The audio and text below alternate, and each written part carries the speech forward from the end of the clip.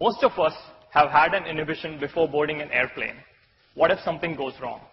Right?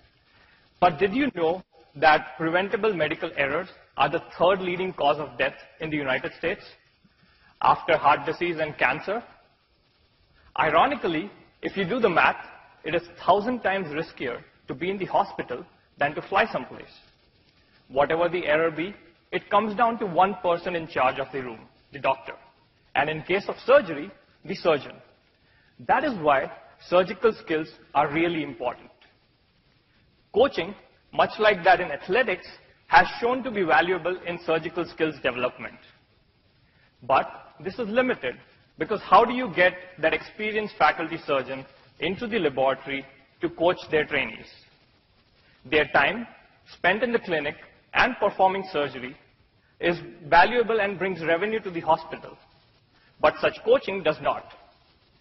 As a result, trainees who are not operating room ready are often handed dissection tools and a patient to learn and practice upon. So how do we find a balance between learning from an expert coach and not compromising the health and risk of the patient? That is where a computer scientist comes in. My thesis has delivered machine intelligence tools that replicate such expert-like demonstration, expert-like evaluation, and expert-like critique.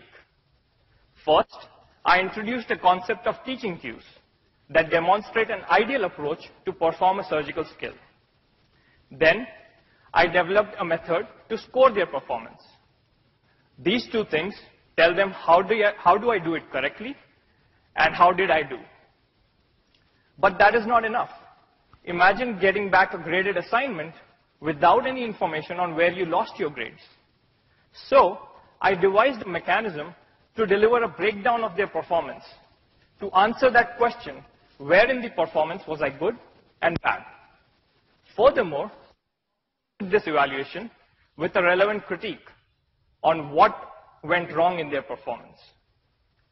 I continue my work in this project with a single motivation: to enable fundamental skills learning for trainees in an absence of an expert coach, so that when time comes and they are given those dissection tools and a patient to operate upon, they are in fact operating room ready. Thank you.